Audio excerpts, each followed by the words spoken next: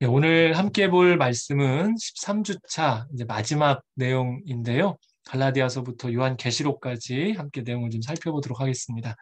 첫 번째 보게 되는 말씀은 갈라디아서입니다. 소제목으로 자유케 하는 복음의 변증이라고 이야기할 수가 있고요. 그래서 갈라디아서에서 조금 더 중점적으로 보셔야 될 내용은 자유라는 단어입니다. 그렇다면 갈라디아서의 상황은 당연히 무언가로부터 속박당하고 있다라는 것을 생각해 볼 수 있을 겁니다. 자, 56년경쯤에 쓰여졌다라고 제가 써놨는데요. 혹시 성경을 조금 더 깊이 공부하시는 분들 중에 이게 충돌이 있으시는 분들이 있을까 봐 미리 말씀을 드립니다. 갈라디아서를 바라보는 관점이 두 가지가 있습니다. 최초 저작설이라고 해서 신약 성경에서 가장 먼저 쓰여진 책이라고 이야기하는 경우가 있고, 저처럼 이제 50년대 중반으로 이야기하는 경우가 있습니다. 여러 가지 이유를 들어서 서로 다른 부분들로 이야기를 하는데요. 어느 것 하나가 정설이라기보다는 대부분 추측하고 그에 대한 근거들을 다 가지고 있기 때문에 이 연도 문제에 대해서는 너무 예민하지 않으셨으면 좋겠고요. 저는 제가 가지고 있는 자료들이 대부분 이 50년대 중반경으로 이야기를 하고 있고 제가 이제 신대원에서 그렇게 배웠기 때문에 여러분들에게 이렇게 말씀을 드립니다. 자, 기본 구성입니다.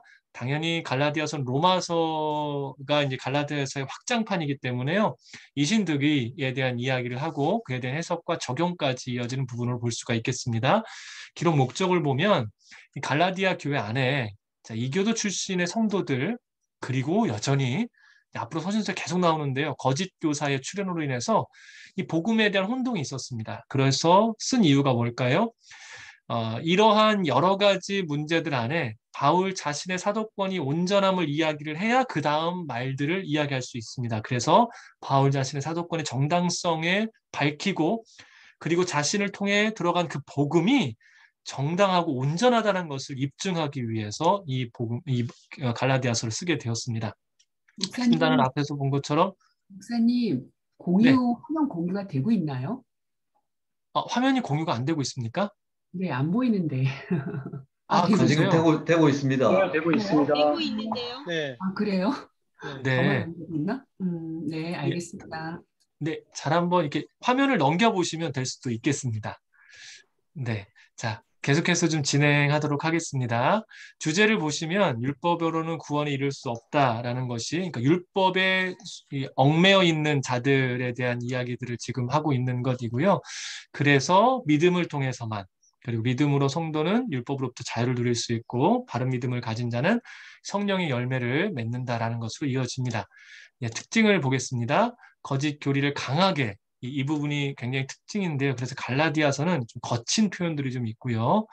당연히 자신에 대한 변호로 인해서 자선적 특징과 구원의 교리와 더불어 실천적인 면을 언급하면서 올바른 기독교의 윤리를 계속해서 소개합니다. 특별히 여러분 이 부분에 좀 집중하셔야 될 게 대부분의 서신서들이 성도라면 어떻게 살아가야 될 것인가를 빼놓지 않고 이야기를 합니다. 오늘 우리에게 굉장히 중요하게 보여주는 이야기라고 볼 수가 있겠습니다.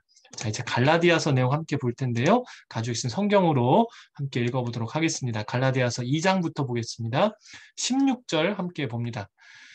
그러나 사람이 의롭다고 인정받는 것이 율법의 행위로서가 아니라 예수 그리스도를 믿음으로 되는 것을 알기에 우리도 그리스도 예수를 믿었습니다.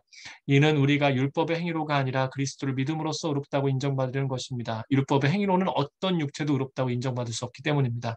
갈라디아서가 이야기하는 가장 중요한 중심, 예, 보고 계시죠? 그러면서 19절로 넘어갑니다. 나는 율법으로 인해 율법에 대해 죽었습니다. 이는 내가 하나님께 대해 살고자 합니다. 20절입니다. 나는 그리스도와 함께 십자가에 못 박혔습니다. 그러므로 이제 더 이상 내가 사는 것이 아니라 내 안에 그리스도께서 사시는 것입니다. 지금 내가 육체 안에 사는 것은 나를 사랑하셔서 나를 위해 자신의 몸을 내주신 하나님의 아들을 믿는 믿음으로 사는 것입니다. 여러분 갈라디아서는 가장 중요한 강조점이 믿음에 있습니다. 사람이 무엇으로 인해 의로움에 이를 수 있는가, 구원에 이를 수 있는가, 믿음이라는 것이지요. 그래서 오늘 우리에게 이야기하는 이 믿음으로 인하여서, 오직 믿음으로 인하여 참되고 온전한 곳에 이를 수 있음을 다시 한번 생각해 주셨으면 좋겠고요. 율법의 공론 사상을 반박하기 위해서 3장 2절에 보시면 율법으로 성령을 받았는지, 믿음으로 성령을 받았는지 정확하게 묻습니다. 굉장히 중요한 물음입니다. 여러분, 우리가 성령을 무엇을 통해 받습니까? 율법이 아니라 믿음 가운데 허락하시는 게 성령이었다라는 겁니다. 자, 이 말씀의 최종적인 모습으로 13절과 14절로 이어지게 되는데요. 예. 형제들이여 하나님은 여러분을 부르셔서 자유하게 하셨습니다. 그러나 그 자유를 육체의 만족을 위한 기로 삼지 말고 도리어 사랑으로 서로 종노를 하십시오. 왜냐하면 모든 율법이 너의 이웃을 너의 자신과 같이 사랑하라고 하신 한마디 말씀 안에서 완성되기 때문입니다. 결국 율법으로 인하여서 얽매인 자들이 아니라 복음으로 믿음으로 인하여 그 복음 앞에 나아간 자들에게 요구하시는 가장 중요한 우리에게 요청하시는 것은 내 이웃을 너의 자신과 같이 사랑하고 종노릇하라고 이야기를 합니다. 계속해서 5장 22절과 23절에서는 이러한 자들, 곧 우리가 믿음으로 인하여서 구원받았음을 고백하고 그리고 그 믿음 가운데 보여야 될 온전한 모습을 가지고 있는 자들 가운데에 이야기하는 모습이 있습니다. 그게 5장 22절, 23절입니다. 그러나 성령의 열매는 사랑과 기쁨과 화평과 오래 참음과 친절과 선함과 신실함과 온유와 절제입니다. 이런 것들을 금지한 율법은 없습니다. 성경은 어느 때에도 단 한 번 우리에게 갑작스럽게 이야기하는 경우는 없는 것 같습니다. 여러분, 갑자기 우리를 데려다 놓고요. 성령의 열매가 맺어졌냐? 성령이면 이런 거다라고 이야기하지 않습니다. 무엇이 우리에게 진정으로 중요한 것인가? 믿음에 대한 이야기를 통하여 오늘 우리가 진정으로 믿음 안에서 갖추어야 될 온전한 모습, 그 성령의 인도하심을 따라 서로 사랑하고 종로로 하였을 때에 결국에 그 성령의 열매가 우리 가운데 맺어짐을 이야기하고 있는 것이죠. 여러분, 성령의 열매에 관해서 우리가 돌아볼 때 중요한 한 가지가 있다면 과연 나의 믿음이 온전한가로부터 시작하여 믿음이 가진 자들이 성령 안에서 행하고 성령 가운데 행하는 자들은 사랑 안에서 서로 종노하는지를 봐야 그 다음에 성령의 열매에 대한 이야기로 나아갈 수 있음을 기억해 주십시오.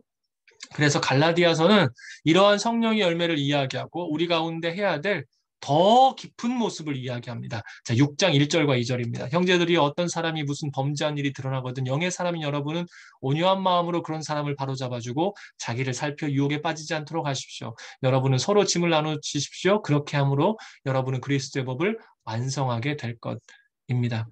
제가 갈라디아서를 보면서요. 이게 정말 믿음으로 인하여 참된 복음을 가진 자에게 진정한 모습이겠구나라고 생각하는 게 6장 1절과 2절입니다.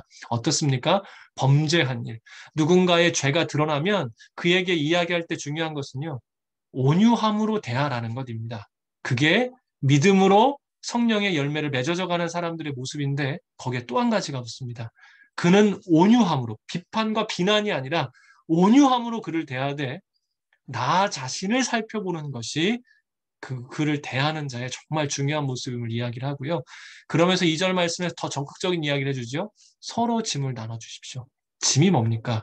그의 연약함입니다. 그리스도가 우리의 죄를 지시고 구원을 이루셨던 것처럼 그 은혜를 받은 우리가 믿음으로 그리스도를 믿음으로 오늘을 살아간다면 우리가 서로의 짐을 나누어져서 그리스도의 법을 완성하게 하는 것이 그리스도를 믿는 자들의 모습임을 성경은 이야기를 합니다. 교회로 살아가는 우리에게 정말 중요한 말씀입니다. 자, 그러면서 이러한 것을 부탁하고 6장 9절에 아주 중요한 말씀이 나오죠. 선한 일을 하다가 낙심하지 맙시다. 포기하지 않으면 때가 이름에 거두게 될 것입니다.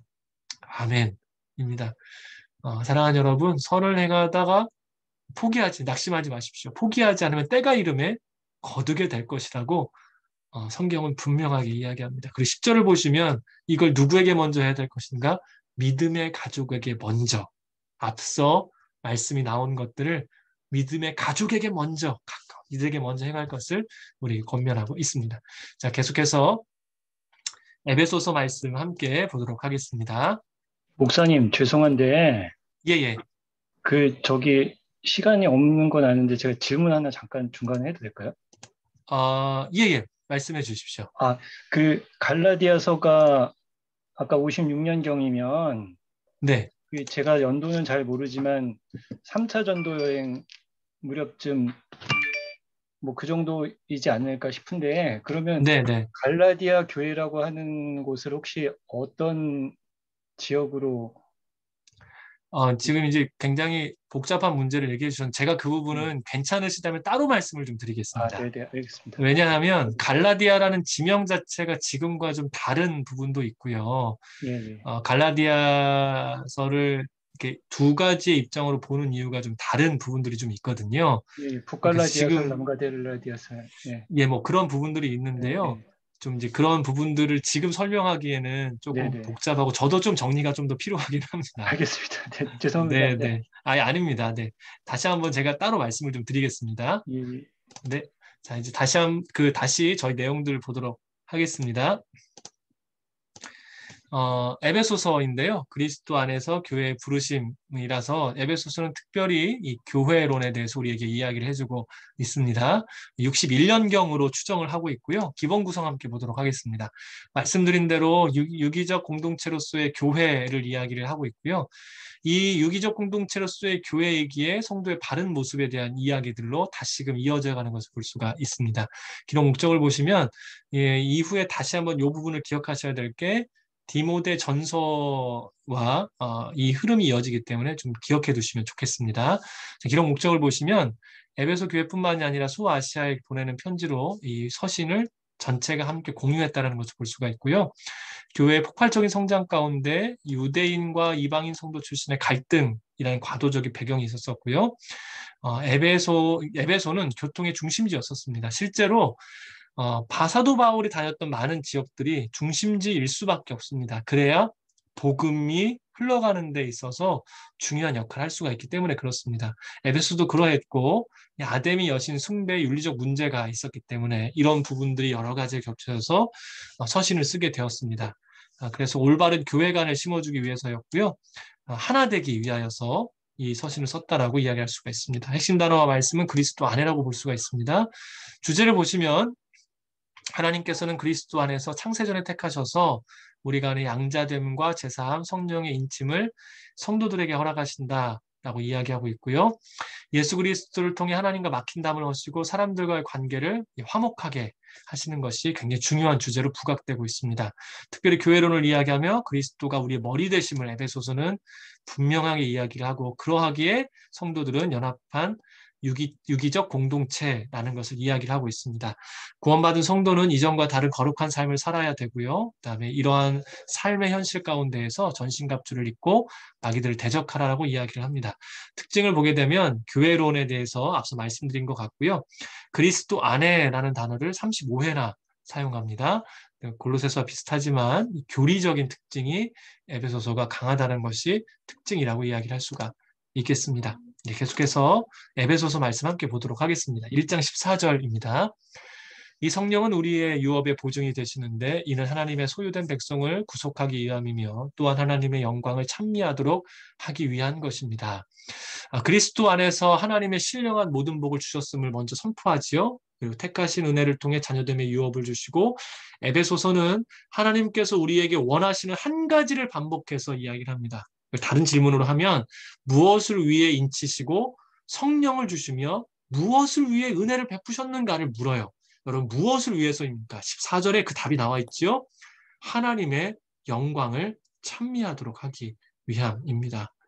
인생의 가장 복되고 아름답고 영광스러운 일은 하나님을 찬양하는 일입니다. 이사야에서 이미 우리가 보았던 것처럼 우리가 그것을 위해 지음을 받았고 영광스러운 존재를 찬양할 수 있다는 것만큼 영광스러운 일은 없기 때문이지요. 구원받은 백성이 성령의 인도하심 가운데 할 수 있는 최상의 모습은 바로 하나님을 찬미하는 일.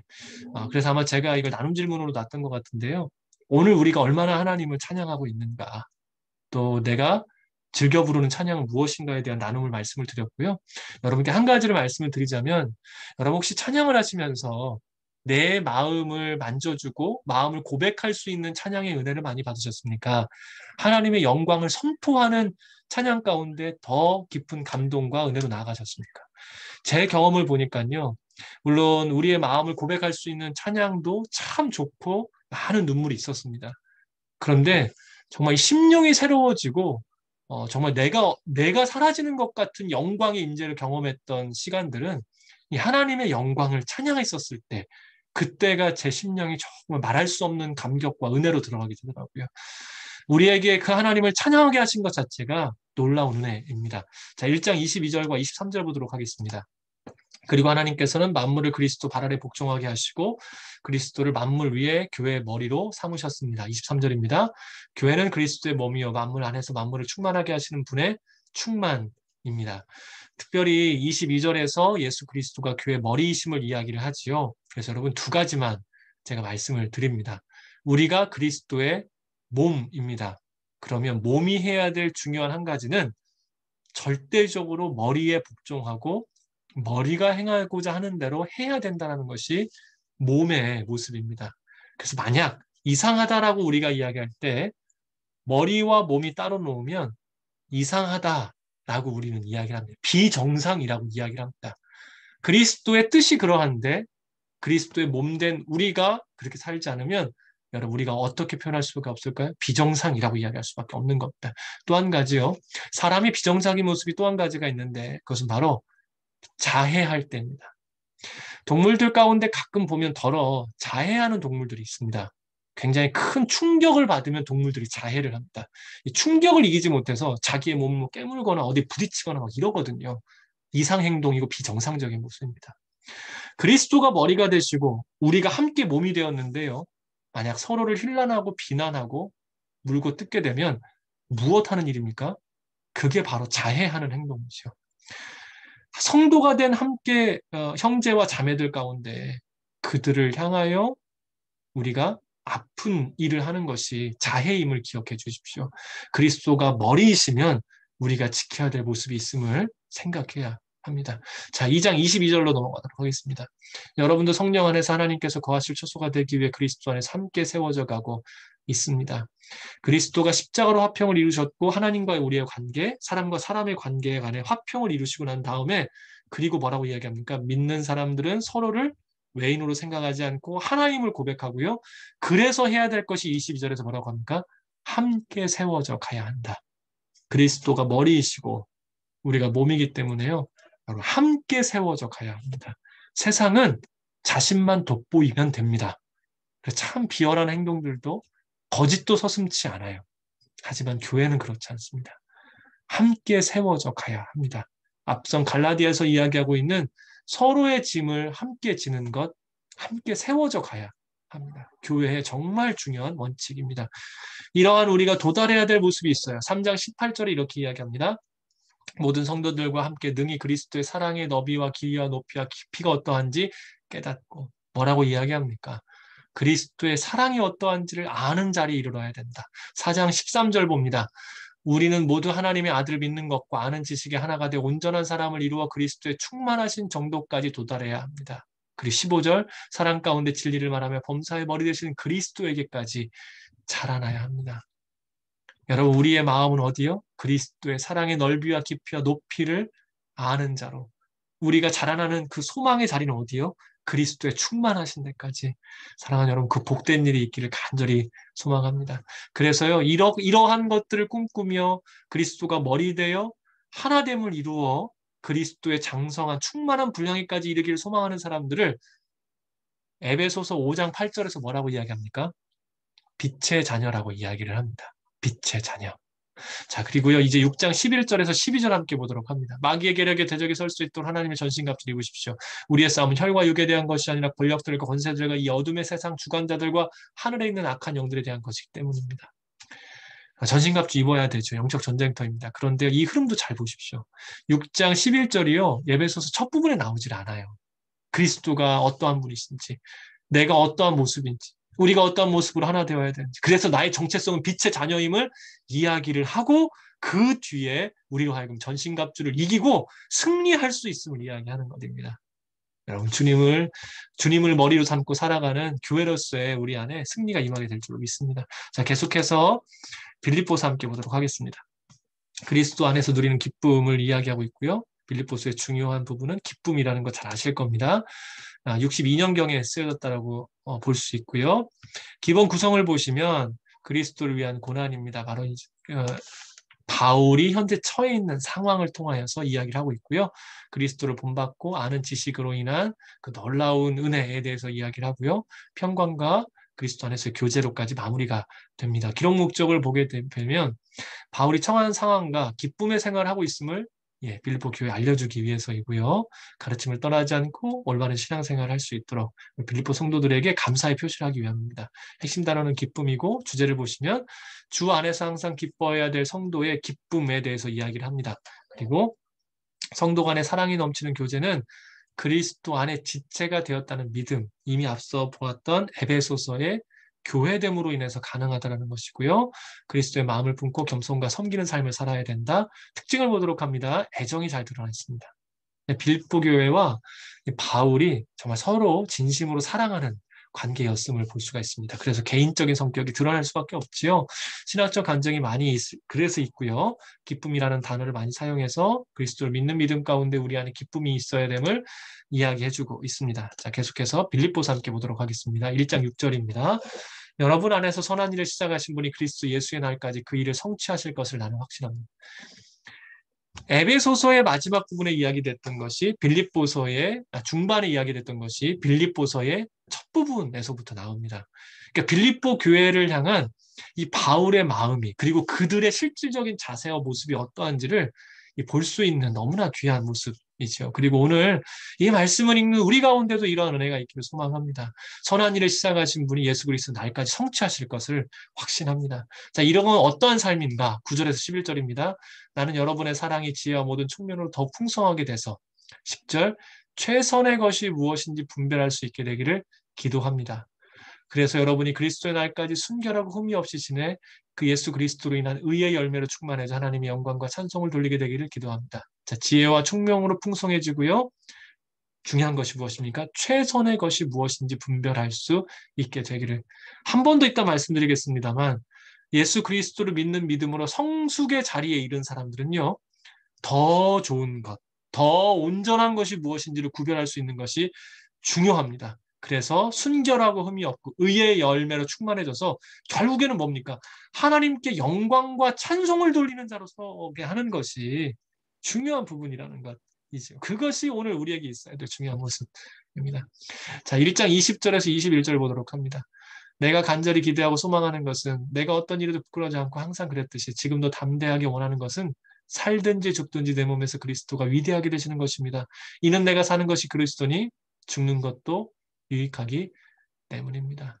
앞선 이야기들을 통해 결국 정말 놀라운 고백을 하지요. 제가 혹시 올려드린 찬양 들어보셨습니까? 네. 오늘 끝나시고 한 번 더 들어보시면서요. 좀 그 은혜들이 더 새겨지시기를 소망합니다. 자, 빌립보서 핵심 말씀이 나옵니다. 2장 5절 말씀이 나오는데요. 여러분 안에 이 마음을 품으십시오. 이것은 그리스도 예수 안에 있던 마음이기도 합니다. 이제 그리스도를 바라보는 자들 가운데 사도 바울이 간곡히 권면하는 게 있어요. 그것이 바로 그리스도의 마음을 품어야 된다라는 것입니다. 오늘 우리가 주님을 바라보는 자로, 주님 믿는 자로 살 때 가장 중요한 딱 한 가지만 이야기하자면 주님의 마음을 품어야 된다라는 것이지요. 제가 20대 초반이었을 건데요. 이 고등학교 후배들 데리고 찬양제를 준비를 하면서 이 말씀을 받은 적이 있습니다. 뭐 지금으로부터 20년이 넘은 시간이기 때문에 뭘 잘 몰랐는데도 불구하고 이 말씀이 너무나 좋았어요. 그래서 찬양을 준비하면서 하루에도 수십 번씩 외치고 기도하고 또 읽고 암송하고 했던 말씀이 빌립보서 2장 5절이었는데요. 그래서 우리가 품어야 될 마음이 무엇입니까? 보면 6절, 7절, 8절이 우리가 품어야 될 마음이 무엇인지를 이야기합니다. 하나님과 본체셨으나 동등됨을 취하지 않으셨다. 7절, 자기를 비워 종의 형체를 가지고 사람의 모양이 되셨고 결국 어떻게 하십니까? 낮춰 죽기까지 순종하셨으니 십자가에 달려 죽으신 것이다. 그리스도의 마음이란 무엇입니까? 스스로 낮추어 다른 이들을 위해 자신을 내어주는 십자가임을 우리 가운데 이야기를 하지요. 그래서 이러한 자들에게 주시는 은혜가 기다리고 있죠. 9절에 11절입니다.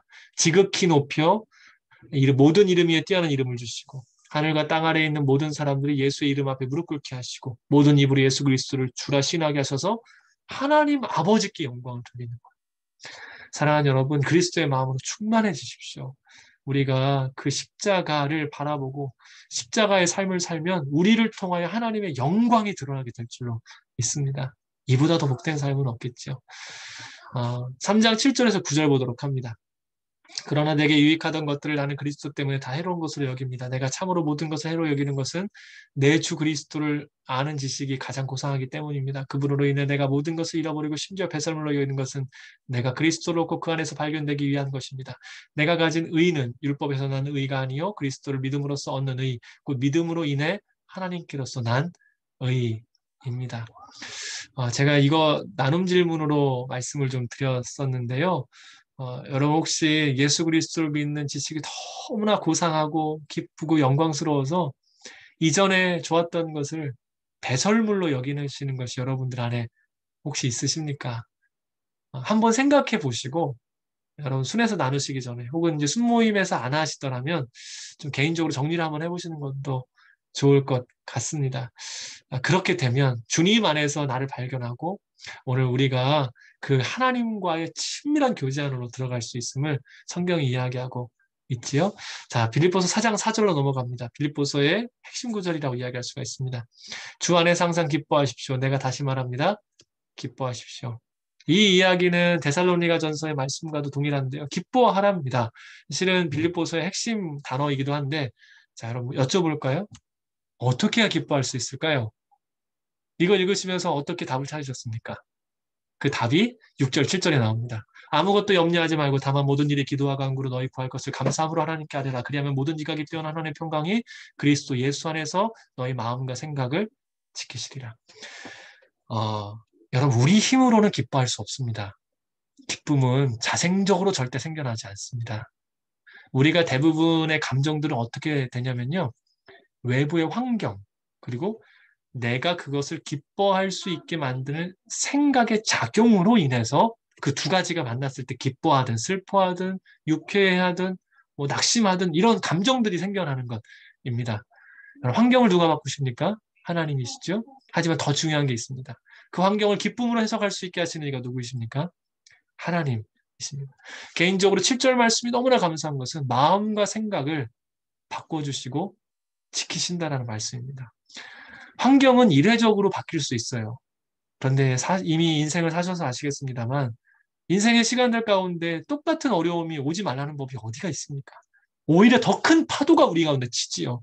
그런데 만약 우리의 생각과 마음이 바뀌어져 있다면 우리는 능히 넉넉히 이겨낼 수가 있는 것 있지요.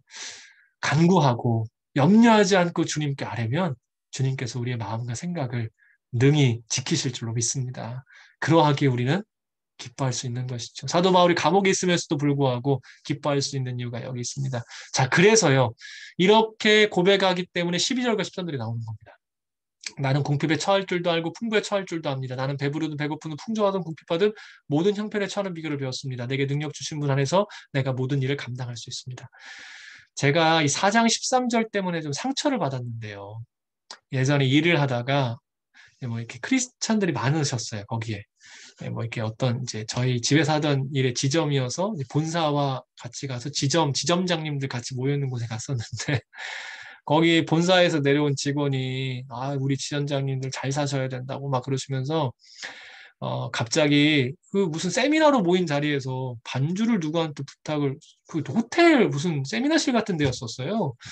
그러니 갑자기 무슨 그 기도회 분위기를 잡더니 이 찬양 아시죠? 할 수 있다 하시니는 그 찬양을 막 부르면서 여러분들 뭐 목표 달성하실 수 있다고 막 그러는 거예요. 제가 그래서 그때 20대 중후반이었는데 너무 답답해서 그냥 나와버렸습니다. 여러분 보셔서 아시겠습니다만 지금 4장 13절은 그냥 나온 말씀이 아닙니다. 우리 안에 선한 일을 이루시는 이가 그리스도의 날까지 이루심을 고백하며 그리스도의 마음을 품으라고 이야기를 하고 그 마음으로 살아가는 자들 가운데 주실 영광을 우리가 소망함 가운데서요. 다시금 우리 가운데 배설물로 세상의 것을 배설물로 여기고 그리고 우리 안에 진정한 기쁨을 이야기를 하며 마음과 생각을 지키시는 주님 앞에 우리의 삶을 내어드림으로 인해 그러므로 인해 내가 능력 주시는 자 안에서 모든 것을 할 수 있다는 고백이 나오는 말씀입니다. 단순히 나오는 말씀이 아니거든요. 근데 안타깝게도 많은 성도님들께서 많지는 않겠죠. 일부 성도님들께서 이 말씀을 자신의 도구로 삼을 때가 있다는 겁니다. 사랑하는 여러분, 오늘 우리 안에 온전한 고백이 있어서 어떤 환경에 처하든 어떠한 모습에 있든 능히 온전케 하시는 하나님의 은혜를 경험하시기를 진심으로 축복합니다. 자, 계속해서 골로새서 말씀 함께 보도록 하겠습니다. 골로새서 말씀을 보게 되면 만물의 으뜸이신 그리스도를 이야기해서요. 이 기독론, 예수 그리스도에 대해서 가장 잘 이야기해 주는 것이 골로새서라고 이야기를 할 수가 있습니다. 그래서 그리스도의 우월성의 변증과 그 예수 그리스도를 바라보는 자들에 대한 삶의 겉면까지 이어진다고 볼 수가 있고요. 이토록 그리스도에 대해서 이야기하는 것은 혼합주의 이단들의 위험성에 대한 대책을 강구하기 위해서라고 할 수가 있겠습니다. 이 50년대 중반부터 60년대 초반까지 기독교 이단들에 대해서 서신서들은 그것들을 방지하고 교회를 굳건히 세우는 데에 편지를 썼다는 것을 볼 수가 있고요. 견고한 신앙과 성결한 생활에 대해서도 골로새서는 이야기합니다. 그래서 그리스도의 충만하심을 골로새서는 이야기를 하고 있습니다. 예수 그리스도는 만유보다 우월하신 분, 유일하신 신앙의 대상이시고 연합된 삶을 살아야 된다라고 이야기를 합니다. 말씀드렸죠? 기독론 가장 탁월하게 묘사하고 이단들의 잘못을 분명하게 보이기 위해서 이전에 사용하지 않았던 특별한 단어들을 사용합니다. 철학, 신성, 권력들과 권세들, 겸손, 빼앗기다, 꾸며낸 경건 이런 단어들이 사용했던 단어라고 볼 수가 있겠습니다. 자, 계속해서 골로새서 함께 볼 텐데요. 1장 15절 보도록 하겠습니다. 하나님의 아들은 보이지 않는 하나님의 형상이요 모든 피조물보다 먼저 나신 분이십니다. 예수 그리스도가 어떠한 분이신지 어쩌면 이 부분들이 요한복음에서도 나와 있던 내용이라고 볼 수가 있죠. 18절 봅니다. 또 하나님의 아들은 그분의 몸인 교회의 머리이십니다. 그분은 근본이시요 죽은 사람 가운데 가장 먼저 살아진 분이십니다. 이는 그분이 친히 만물 가운데 으뜸이 되시려는 것입니다. 에베소서의 내용을 압축해서 이야기를 하고 있고요. 20절 봅니다. 그 아들이 십자가로 피로 형화를 이루 만물 곧 땅에 있는 것이나 하늘에 있는 모든 것이 아들로 인해 자기가 화목하게 되기를 기뻐하셨기 때문입니다. 에베소서에서 이야기하고 있는 내용들을 다시 한번 또 축약하고 있지요. 예수 그리스도가 누구이신가 아는 일이 너무나 중요한데요. 그래서 골로새서는 26절에 보면 그리스도는 비밀이셨지만 27절에 성도에게 나타나셨고 영광의 소망이 되셨음을 선포하고 있습니다. 여러분, 감추어졌던 비밀이신 예수 그리스도를 우리 가운데 보이시고 알게 하신 것, 그것이 우리가 찬양해야 될 정말 최고의 모습입니다. 그래서 2장 3절에 보면 그리스도를 아는 것이 우리의 모든 것 최고의 알미고 그 안에 보화와 지식이 감추어져 있다라고 분명히 증거하고 있습니다. 이렇듯 그리스도를 찬양하고 칭송하며 바라는 자들의 삶이 어떠해야 되는가? 앞서 말씀드렸듯이 그에 대한 구체적인 모습이 나오는데요. 3장 1절 보도록 하겠습니다. 그러므로 여러분이 그리스도와 함께 살리심을 받았으니 위에 있는 것들을 추구하십시오. 거기에는 그리스도께서 하나님의 오른편에 앉아 계십니다. 5절로 넘어갑니다. 그러므로 땅에 속한 지체들을 죽이십시오. 그것들은 음행과 더러운 것과 정욕과 악한 욕망과 탐심입니다. 탐심은 우상숭배입니다. 위의 것을 추구해야 되는데요. 그 가운데 먼저 해야 할 한 가지는 땅의 것을 죽여야 됩니다. 그것이 바로 무엇입니까? 음행, 더러운 것, 정욕, 악한 욕망과 탐심인데 강조하는 것은 탐심, 곧 욕심에 대하여서 우리 가운데 이야기를 하고 있지요. 그러면서 위의 것은 무엇인가? 12절에서 17절 사이에 보면 긍휼, 친절, 겸손, 온유, 오래 참은 용납, 사랑, 온전하게 묶는 띠라고 이야기하고 있고요. 평강, 감사, 가르침과 권면, 시와 찬미와 신령한 노래와 감사와 찬양, 모든 일을 그리스도의 이름으로 해야 된다라는 것까지를 이야기를 하고 있습니다. 그런데요, 위의 것을 추구하며 계속해서 반복되는 한 단어가 있어요. 감사라는 단어입니다. 땅의 지체를 죽이라 이야기할 때 땅의 것의 가장 특징은 탐심이고요. 위의 것의 가장 큰 특징은 무엇입니까? 감사라는 것이죠. 사랑하는 여러분, 오늘 우리가 진정으로 그리스도를 바라고 알고 그 영광을 바라보는 사람이라면 우리 가운데 있어야 될 가장 중요한 것, 위의 것을 추구하는 사람의 삶은 감사라는 것을 잊지 말아 주십시오. 자, 계속해서 이제 그 다음 내용 함께 보도록 하겠습니다. 데살로니가 전서이죠. 재림의 소망에 대해서 이야기를 하고 있습니다. 데살로니가 전서를 제가 배운 부분에서는 가장 먼저 신약에서 쓰여진 책이라고 이야기를 하고 있고요. 그리스도께서의 오심에 대한 이야기가 그들 가운데 희미해지자 다시금 재림에 대한 소망을 썼던 것이 데살로니가 전서라고 이야기를 할 수가 있겠습니다. 칭찬과 격려의 부분, 데살로니가 전서에 대한 칭찬과 격려가 있고요. 교훈과 권면으로 넘어가는 내용들을 볼 수가 있는데요. 기록 목적을 보면 교회가 영적으로 강건함 하나님께 감사하고 격려하기 위해서이고요. 그릇된 생각을 가지고 있는 자들 대항하고 강력한 본을 잘못된 종말관을 시정하여 교회를 굳게 세우기 위해서라고 볼 수가 있습니다. 그래서 재림과 성결 두 가지인데요. 주제를 보면 거룩한 삶에 대해서 이야기를 하고 있고 믿음의 역사와 사랑의 수고와 소망의 인내를 갖는 삶 이미 말씀에서 읽으셨죠. 그래서 성도는 상호 위로하는 삶을 살아야 되고 재림에 대한 확신과 불안에 대한 소망으로 고난을 이겨내야 된다라고 이야기를 합니다. 특징을 봅니다. 논쟁적 요소가 없고 단순한 문체로 구성되어 있습니다. 지금은 이 안에 다른 문제들보다 그들 안에 있었던 재림에 대한 회의감들에 대해서 다시금 바로잡아주기 위한 서신이라고 보는 것이 맞겠습니다.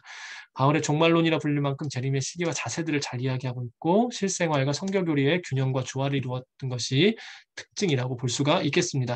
데살로니가 전서 함께 봅니다. 4장 14절로 바로 넘어가도록 하겠습니다.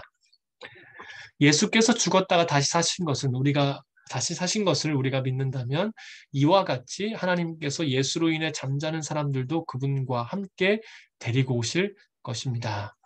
고린도전서 15장과 같은 부활에 대한 고백인데요. 여러분 고린도전서 이미 15장을 통해서 읽으셨습니다만 성도에게 있어서 재림과 부활은 가장 큰 소망이 됩니다. 그것이 없다면 우리가 가장 불쌍한 사람이 될 수밖에 없겠죠. 자, 이러한 소망이 있기에 권면하는 부분이 5장으로부터 나오는데요. 자, 5장 6절 봅니다. 그러니 우리는 다른 사람들처럼 자지 말고 오직 깨어 정신을 차리십시다. 8절 봅니다. 그러나 우리는 낮에 속한 사람들인 정신을 차리고 믿음과 사랑의 가슴바지 갑옷을 입고 구원의 소망의 투구를 씁시다. 우리 가운데 요청하는 게 있어요. 재림을 바라보는 자들, 부활의 소망을 가지고 사는 사람들 가운데 정말 중요한 한 가지는 무엇입니까? 깨어 정신을 차려라 라는 부분들입니다. 오늘 혹시 우리로 하여금요, 깨어 정신을 차리게 하지 못하는 것이 무엇인 줄 아십니까? 이미 누가복음 24장을 통해서 이 말씀을 21장을 통해서 말씀을 드렸었는데요. 누가복음에 보면 소묵시라고 불리는 21장에 이야기하는 부분이 있습니다. 우리의 마음이 정신을 차리지 못하고 둔하여질 때가 있답니다.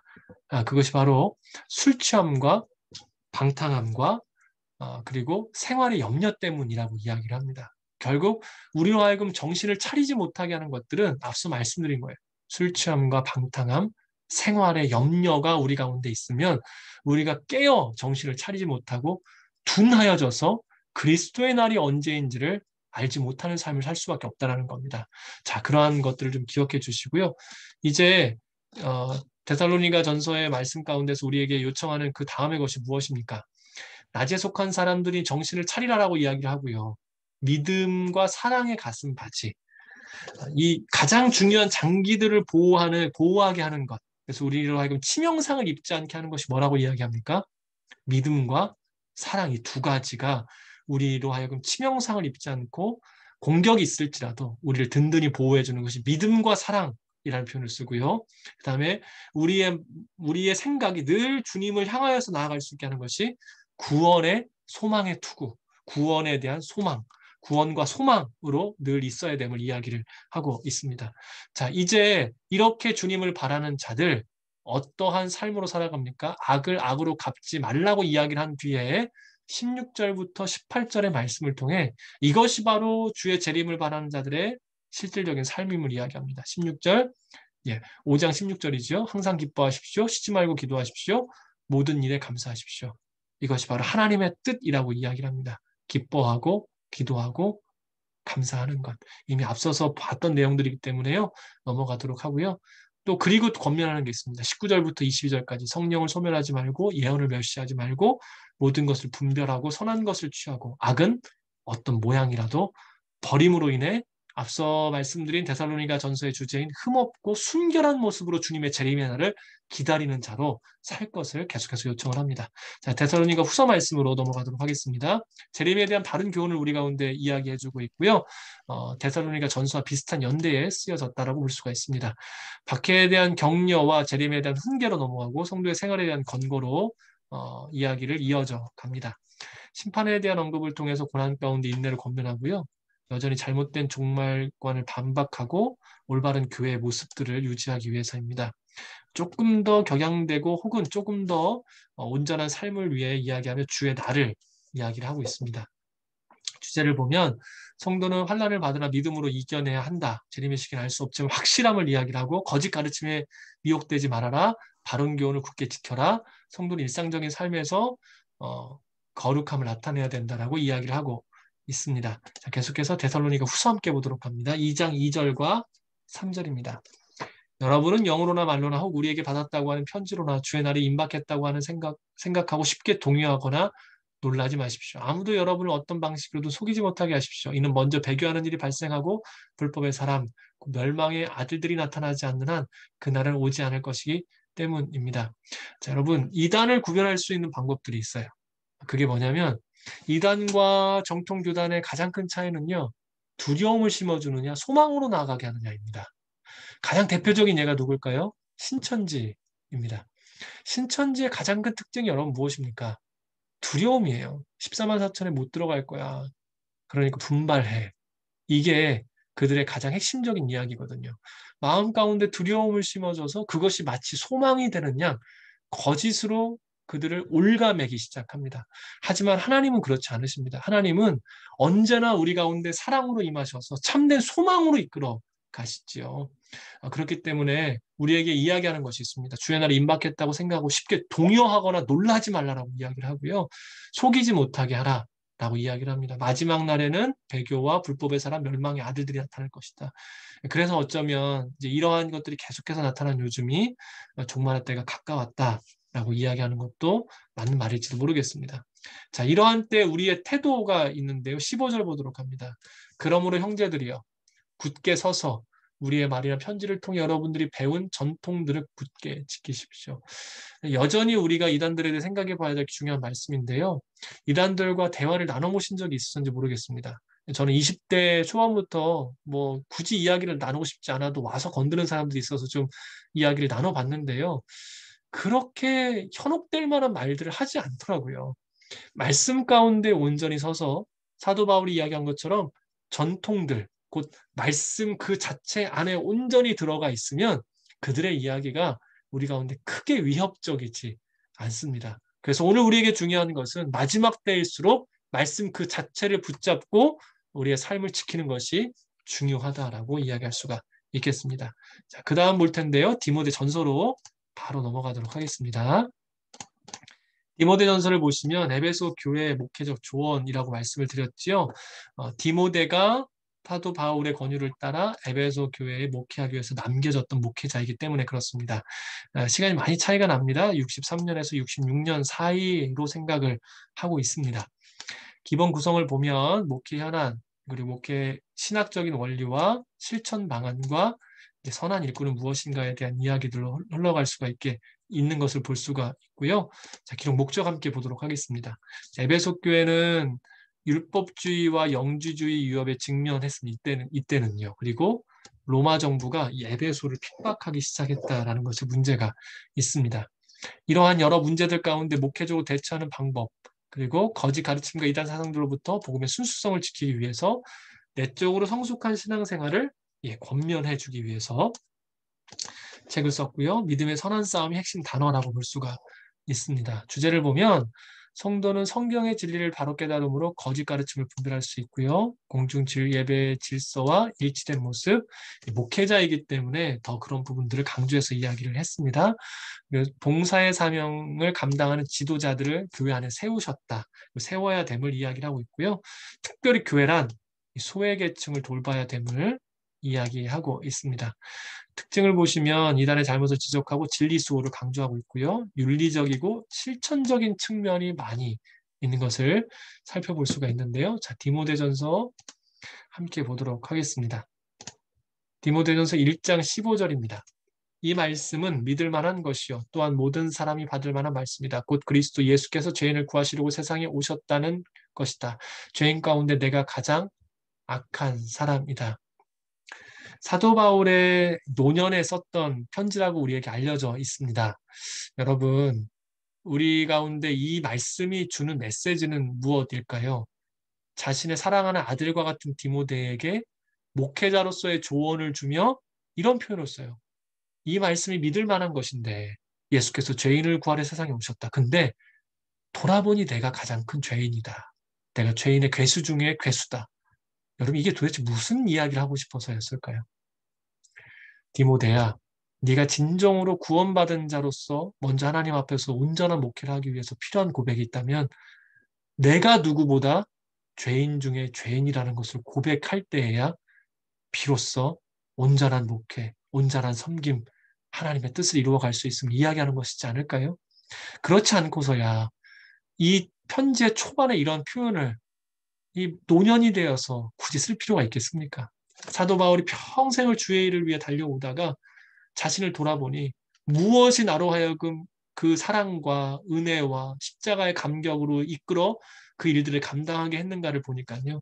내가 주 앞에서 어떤 사람인지를 온전히 고백할 때에 비로소 허락하신 일들을 감당할 수 있는 사랑의 감격이 그 은혜의 충만함이 나를 버리고 주님을 바라봤었을 때에 주시는 능력이 있었음을 이 말씀을 통해 고백하는 것이지요. 여러분, 그래서 오늘 우리에게도 정말 주님의 능력과 은혜로 하나님의 뜻을 이루어가는 사람으로 살기 위해 필요한 고백이 무엇일까요? 나는 죄인입니다. 불쌍히 여겨 주십시오. 나의 죄 때문에 주님이 죽으셨음을 고백합니다라는 이 진실한 고백이 오늘 우리를 이끌어 가게 될 것입니다. 자, 계속해서 2장 8절에서 10절 말씀 함께 봅니다. 그러므로 나는 각 곳에서 남자들이 분노와 다툼 없이 거룩한 손을 들고 기도하기를 바란다. 이와 같이 여자들도 단정한 옷을 차려입고 겸손과 정절로 자기를 치장하고 다운머리나 금이나 진주나 값비싼 옷으로 하지 말고 오직 착한 행실로 치장하기를 바란다. 이는 하나님을 공경한다고 고백하는 여자들에게 마땅한 것이다. 두 가지를 요청을 해요. 남자와 여자들에게요. 남자에게는 뭡니까? 제발 성질 좀 그만 내라는 겁니다. 좀 급하게 하지 말고 분을 좀 그만 내라고 이야기를 하고 있죠. 여성들에게는 뭘 이야기합니까? 여성들에게는 외적인 것, 사람들의 시선보다 하나님 앞에서 하나님의 시선에 힘을 다하여 살 것을 이야기를 하고 있습니다. 남성들에게는 자신의 성질을 나타내지 않고 특별히 거룩한 손을 들지요. 이 거룩한 손을 든다라는 것은요. 손을 든다라는 의미 자체가 항복한다, 복종한다라는 의미가 있는 거 아시죠? 그래서 이 남자들이 보통 화를 낸다는 거 뭡니까? 내 성질 항복 못했다는 겁니다. 하나님 앞에 순종하고 주님 앞에서 항복하는 삶인데 이걸 다른 말로 하면 거룩하게 구별된 삶으로 제발 좀 살고 여성들에게는 외적인 것보다 사람들의 시선보다 주님의 시선 앞에 살아갈 것을 이야기합니다. 4장 7절에서 8절입니다. 조속하게 헛되게 꾸며낸 이야기를 버리고 오직 경건에 이르도록 너 자신을 단련하여라. 육체를 단련하는 것은 조금 유익하나 경건은 모든 일에 유익하니 이 세상과 앞으로 올 세상을 약속한다. 여러분 4절과 5절을 먼저 보시면 창조하신 모든 것이 선하다고 이야기를 해요. 그리고 기도와 말씀으로 거룩하신다는 말씀을 이루기 위해 지금 경건을 연마해야 된다라고 이야기를 하고 있습니다. 오늘 우리 가운데 하나님께서 주신 모든 것들이 거룩함으로 받을 수가 있습니다. 그런데 이 일을 위하여서 우리가 경건으로 연마해야지만이 오늘 우리의 삶 가운데 허락하신 것들이 모든 것이 거룩하고 온전하게 받을 수가 있어요. 이걸 누구에게 하는 이야기입니까? 목회자예요. 그러니까 리더로 서 있는 사람들은 하나님께서 주신 상황들을 탓하지 않고 모든 것들을 거룩함으로 받을 수 있어야 됩니다. 근데 그 일을 위해서 무엇이 필요합니까? 경건의 훈련이요. 예. 오늘 우리가 경건의 훈련에 나아가야 됨을 이러한 이유가 있음을 다시 한번 생각해 주시고요. 특별히 경건에 큰 유익이 되는 모습이 있음을 6장 6절에 이야기합니다. 경건의 훈련을 해야 되는데 이 경건을 아주 그 높은 위치로 끌어올릴 수 있는 아주 특별한 훈련이 있답니다. 그게 뭡니까? 그러나 스스로 만족하는 마음이 있으면 경건은 큰 유익이 된다. 앞서 이야기한 감사입니다. 성도가 가져야 될 중요한 모습, 감사 말씀드렸었죠? 예, 감사, 만족하는, 자족하는 마음이 있으면 경건에 아주 큰 도움이 된다라고 이야기를 합니다. 6장 11절과 12절 봅니다. 오 하나님의 사람아 너는 이것들을 멀리하여라. 의와 경건과 믿음과 사랑과 인내와 온유를 추구하여라. 믿음의 선한 싸움을 싸우라. 영생을 붙들어라. 네가 이것을 위하여 부르심을 받았고 또 많은 증인 앞에서 선한 고백을 했다.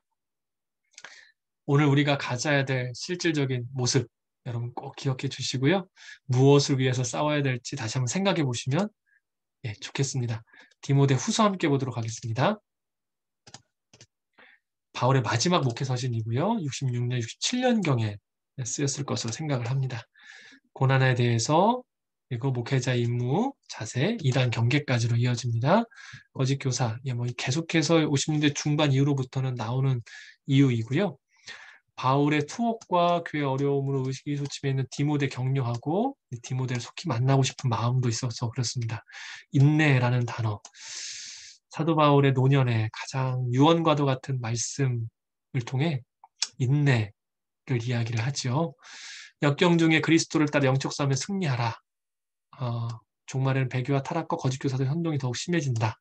목회자는 경건의 훈련을 통해 교회를 지키고 성도도 경건에 힘써야 된다라고 이야기를 합니다. 특징 봅니다. 개인적 성격, 복음 전파자의 삶에 대한 권면이 강하고 신앙적인 고백을 따라 유언적 성격이 여기에 많이 드러나 있습니다. 이 디모데 후서는요, 짧게 보도록 하겠습니다. 1장 7절에서 8절입니다. 하나님께서 우리에게 주신 것은 두려움의 영이 아니라 능력과 사랑과 절제의 영이다. 그러므로 너는 우리 주에 대해 증언하는 일이라 주를 위해 내가 죄수된 것을 부끄러워하지 말고 하나님의 능력으로 복음을 위해 고난을 받아라. 위축되어 있는 디모데를 격려하기 위해서요. 초반부터 칭찬합니다. 그리고 가져야 될 중요한 것 세 가지를 뭐라고 이야기합니까? 능력과 사랑과 절제. 저희가 이제 신대원 준비하면서 외울 때 능사절이라고 이렇게 외웠는데요. 여러분 오늘 우리가 하나님께서 나가신 사역의 현장, 일상의 현장들 가운데 가져야 될 세 가지 꼭 기억해 주십시오. 능력과 사랑과 절제. 이것을 통해 이겨낼 수 있음을 이야기를 하고 있고요. 이어지는 말씀들이 2장 3절과 4절로 이어집니다. 너는 그리스도 예수의 선한 군사답게 함께 고난을 받아라. 군 복무를 하는 사람은 아무도 자기의 사사로운 일에 얽매이지 않는다. 이는 자기를 군인으로 불러 모은 사람을 기쁘게 하기 위한 것이다. 우리를 부르신 분이 우리를 무엇으로 부르셨는지 알고 그에 따라 살 것을 디모데에게 권면하고 있죠. 여러분 그걸 아는 일이 근데 정말 중요합니다. 2장 21절로 넘어갑니다. 그러므로 누구든지 이러한 것에 자신을 깨끗하게 하면 그는 주인이 모든 좋은 일에 요긴하게 사용하고는 귀하고 거룩한 그릇이 될 것이다. 주님의 손 가운데 붙들려야 될 목회자 혹은 우리가 주님께 가장 잘 쓰임받는 방법 아시지요? 깨끗해야 된다. 그릇의 재질, 모양 다 상관없습니다. 깨끗하면 붙잡힌다라는 것입니다. 여러분 저는 개인적으로 이 깨끗하다라는 단어를 순전함이라고 생각을 하는데요. 동기와 목표가 다르지 않아야 돼요. 동기가 순전하여 추구하는 것까지 일치가 되면 저는 그게 주께서 우리를 사용하실 때 마음껏 사용하실 수 있다고 생각을 합니다. 자, 3장 16절에 17절 봅니다. 모든 성경은 하나님의 감동으로 된 것으로 교훈과 책망과 바르게 함과 의로 교육하기 유익하니 이는 하나님의 사람으로 모든 선한 일을 위해 온전히 준비되게 한다. 여러분 이거 제가 나눔 질문으로 드렸는데요. 순에서 나누실 수 있다면 꼭 90일 동안 말씀을 읽어서 어떤 은혜가 있었는지 나누시면 좋겠고 개인적으로 나눔을 못하시는 순이라면 개인적으로 어떤 은혜가 있었는지 꼭 정리하셨으면 좋겠습니다. 어떤 교훈, 어떤 의의가, 어떤 유익이 있었는지 꼭 나눠주시고요. 여러분 그런데 그래서 이 성경이 결국 원하는 이끌어가는 게 뭡니까? 선한 일을 위해 준비하게 한다는 겁니다. 우리 안에 그저 놀라운 깨달음이야. 이게 정말 이거 몰랐었는데 감동이 있네, 은혜가 있네로 끝나지 않고요. 그러한 감격과 은혜를 통하여 결단하여 선한 일들로 나아가게 하는 게 성경을 읽는 이들로 하여금 주신 목적이라고 이야기를 합니다. 그래서 오늘 우리가 성경을 함께 읽으셨잖아요, 여러분. 90일 동안. 나에게 허락하신, 나를 통하여 이루실 하나님의 선하신 일이 무엇인지를 우리 고민해야 된다는 겁니다. 그 일을 힘써 주십시오. 영광이 임할 것입니다. 그 영광을 찬양하고 영광의 통로가 될 것입니다. 그래서 이 이야기를 하는 거죠. 그래서요. 네가 정말 선한 일을 통해 하나님의 영광을 드러낼 것이다. 4장 7절과 8절. 나는 선한 싸움을 싸우고 경주를 마치고 믿음을 지켰다. 이제 나를 위해 의의 면류관이 준비되었으니 주 곧 의로우신 재판장이 그날에 내게 주실 것이다. 그리고 나뿐 아니라 주의 나타나심을 사모하는 모든 사람에게도 주실 것이다. 사도 바울의 유언과 같은 책이라고 말씀드렸죠. 인생의 마지막에 어떤 고백을 여러분들의 가장 가까운 믿음의 동역자들에게 하고 싶으십니까? 이 고백이면 충분하지 않겠습니까? 나는 선한 싸움을 싸우고 경주를 마치고 믿음을 지켰다. 정말 복된 고백이 이지 않겠습니까? 우리가 그런 고백이 있으셨으면 정말 좋겠어요. 사도 바울과 같이 주를 향하여 달려나아가 인생의 마지막 시간이 되었을 때 믿음의 동역자, 함께하는 가족들, 주변의 동료들과 함께 이런 고백을 하고요. 주님을 사모함으로 이렇게 나아가는 우리의 모습이 되셨으면 좋겠습니다. 자, 이제 디도서 함께 볼 텐데요. 디도서와 빌레몬서는 저희가 성경을 읽지 않고 내용만 개헌 빨리 보도록 하겠습니다. 디도서는 그레데 교회입니다. 디모데 전후서가 에베소 교회라면 디도서는 그레데 교회에 맡겨놓은 디도이고요. 66년경 디모데 후서와 비슷한 시기에 쓰여졌다라고 생각해 볼 수가 있습니다. 교회 조직과 수어, 교회 덕을 세우기 위한 교훈입니다. 비슷합니다. 크게 다르지 않은데요. 그레데가 네 번째로 큰 섬이고 연결 요충지에 이런 곳일 수밖에 없습니다. 그런데 그레데는 특별히 로마에 대한 반발이 좀 심했어요. 독립을 외치다가 이 로마와 좀 갈등이 많이 있었습니다. 다른 말로 하면 목회적 상황이 매우 힘들다라는 겁니다. 거기에다가 교회 안에 영지주의, 율법주의, 악영향, 타락한 헬라 문화, 혼란과 선행의 이 부재가 막 혼란이 있었고 선행의 부재까지 있었으니 이게 굉장히 힘든 목회 환경이라는 것이죠. 그래서 격려를 위해 거짓 교사들 척결하고 질서 세우고 목회 지침 그리고 지도자의 책임을 고치하기 위해서 교회 생활 지침이 당연히 그래서 중요한 부분이 되고요. 구원은 하나님의 은혜와 사랑으로 얻는다. 이 중요하게 가장 중요한 주제로 드러나고요. 목회자와 교회 지도자는 성도들을 보호하고 양육해야 된다는 것, 성도는 선한 행실로 다른 사람이 본이 되어야 된다는 것, 교회에 대한 메시지까지 줍니다. 특징을 보게 되면 기독교 핵심 진리를 논리적으로 제시해서 하나님의 선택, 구원의 보편성, 영생, 그리스도의 신성, 재림과 칭의 등을 이 목회 지침과 교회를 위하여서 사도 바울이 디도에게 보냈던 것이고요. 바울의 신앙 고백과 유언의 성격이 매우 깊습니다. 빌레몬서 봅니다.